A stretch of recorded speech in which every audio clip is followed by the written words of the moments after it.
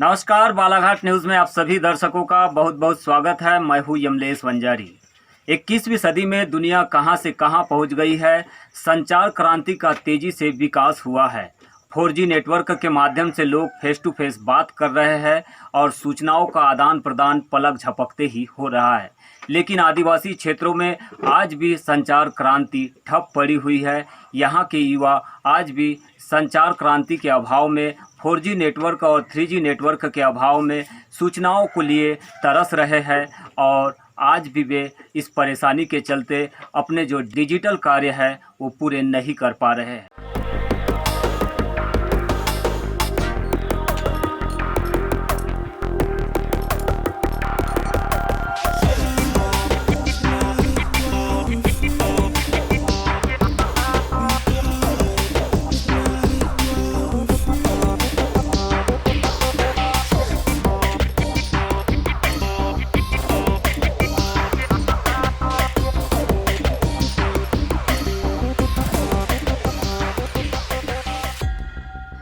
देश में लगातार हो रहे संचार विकास के बीच बालाघाट जिले का एक क्षेत्र ऐसा भी है जो संचार की राह में काफ़ी पीछे छूट गया है।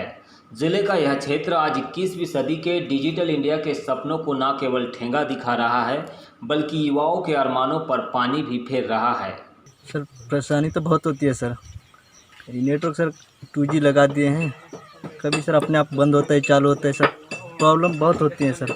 समय पे आदमी हॉस्पिटल में कॉल नहीं कर सकता सर, इसी कई परेशानी होती है। देश को डिजिटल इंडिया बनाने के लिए सरकार जहां एक और गांव-गांव तक मोबाइल नेटवर्क का जाल बिछा रही है, तो वहीं बालाघाट जिले के दक्षिण बैहर में लगभग 1 दर्जन से अधिक गांव ऐसे हैं जो अति संवेदनशील भी माने जाते हैं, जहां आज तक 3G और 4G का नेटवर्क नहीं पहुंच पाया है। इस क्षेत्र में आपात स्थिति हो या फिर कोई घटना दुर्घटना, पुलिस को भी वायरलेस पर निर्भर रहना पड़ता है। लोगों को 4G नेटवर्क के लिए पहाड़ी पर भी चढ़ना पड़ता है या फिर डिजिटल कनेक्टिविटी वाले गांवों में पहुंचकर ऑनलाइन काम करना पड़ता है। लातरी, मोहरदल्ली, दयान टोला, डाबरी, झकोरदा, पटेल टोला, सोनगुड्डा, वारदा, भंडेरी, चारघाट, ये सब बहुत परेशानी होती है सर। पर दिक्कत ये है कि अब यहाँ है ही नहीं नेटवर्क 4G, तो अब कहीं पहाड़ी पे चढ़ते हैं कई युवा लोग, कहीं वहाँ मिल जाता है तो फिर वहाँ से कुछ चला पाते हैं, वहाँ से नहीं तो नहीं चला पाते। मोबाइल नेटवर्क के अभाव में यहाँ पर स्वास्थ्य विभाग, पंचायत विभाग, स्कूल विभाग और पुलिस विभाग को सूचना लेने और देने में भी काफ़ी परेशानी होती है।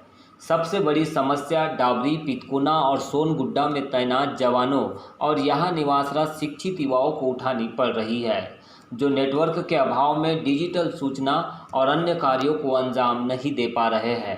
आज अभी के स्थिति में तो अब स्कूल नहीं लग रहे हैं, तो नेट के माध्यम से जब पढ़ रहे हैं तो अपने यहाँ तो बच्चे अब वो नहीं के बराबर है। अब यहाँ नेट का सुविधा है न कुछ है, तो ऐसा है कि वो तो और भी मतलब नीचे स्तर पे जा आप रहा है। सरपंच भी हो, आप लोग को भी कई डिजिटल कार्य करना पड़ता है, हमको भी बहुत पत्र सारे पत्रिकाओं का आदान प्रदान करना पड़ता होगा, तो कैसे काम होता है ये हमारे भी काम बहुत, जैसा आज हमको करने का है वो काम हमको 1 सप्ताह लग जाता है, क्योंकि यहाँ पे ना नेट चलता ना कुछ नहीं। हमको यहाँ से फिर उपवा दौड़ना पड़ता है, बिरसा दौड़ना पड़ता है, बालाघाट दौड़ना पड़ता है, जगह पे जाते हैं जब फिर काम कराते हैं। वर्तमान में यहाँ के युवाओं के सामने ऑनलाइन शिक्षा प्राप्त करना बड़ी परेशानी बन रही है। वहीं पुलिस जवानों को इस क्षेत्र में कोई वारदात या दुर्घटना होने पर वरिष्ठ अधिकारियों को तत्काल सूचित करना भी मुश्किल हो जाता है।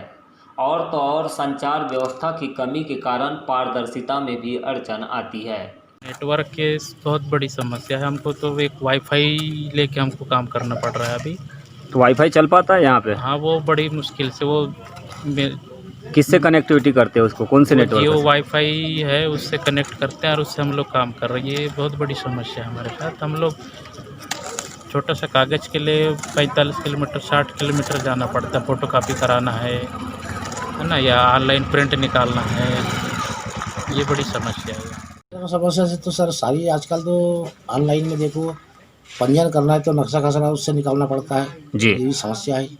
ये समस्या के लिए हमको उपवा बैहर बिरसा जाना पड़ता है। है ना। 10 रुपए के सामान के लिए दिन भर की रोजी जाता है और 100-200 रुपये खर्च करना पड़ता है। इस समस्या के समाधान के लिए अगस्त 2019 में तत्कालीन मुख्यमंत्री कमलनाथ के द्वारा नक्सलवाद की समस्या पर आयोजित समीक्षा बैठक में केंद्र सरकार से बालाघाट के आदिवासी गांवों में 4G नेटवर्क उपलब्ध कराए जाने का आग्रह भी किया गया था। लेकिन इस आग्रह पर केंद्र सरकार ने कितना अमल किया, वो इन गांवों में बाधित संचार विकास कार्यों से ही पता चल जाता है। जिला प्रशासन ने भी इस दिशा में विस्तार के प्रयास किए जाने की बात कहते हुए आगामी 6 माह में सभी जगहों पर नेटवर्क होगा, ऐसा कुछ भरोसा दिलाया है। जो ऑनलाइन पढ़ाई करना है बच्चों को, वो नहीं कर पा रहे। पुलिस को भी इवन सेंसिटिव एरिया होने की वजह से एसपी साहब को भी अगर बात करना है तो उनको वायरलेस लगाना पड़ता है। ये स्थिति बनी हुई है। आप इस बात से मैं पूर्णतः सहमत हूँ कि नेटवर्क की समस्या अभी भी कई जगहों पर है, लेकिन उसके संबंध में कई सारी चीज़ें हैं। अभी प्रयास भी हम लोगों ने किया है। BSNL के टावर भी सैंक्शन है और जियो को भी अनुमतियाँ दी हुई हैं। एक्सपांसन का कार्य चल रहा है और मुझे लगता है कि अगले 6 माह में यह कार्य पूर्ण हो जाएगा और पूरा जिला जो है सभी जगह नेटवर्क